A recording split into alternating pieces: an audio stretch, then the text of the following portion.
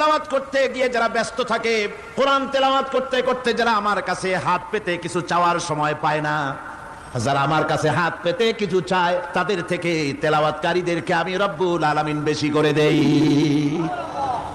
সুবহানাল্লাহ।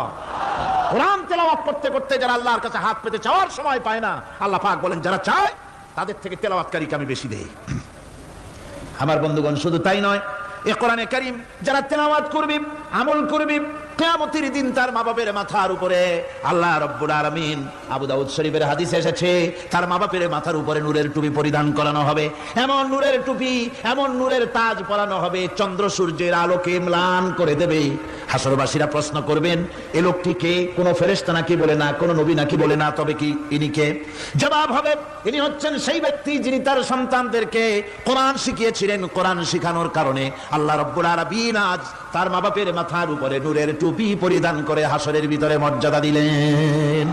কিয়ামতের দিন দুনিয়াও মর্যাদা পাওয়া যাবে, আখিরাতেও মর্যাদা পাওয়া যাবে যদি কোরআনে কারীমকে তেলাওয়াত করা যায়, আমল করা যায়।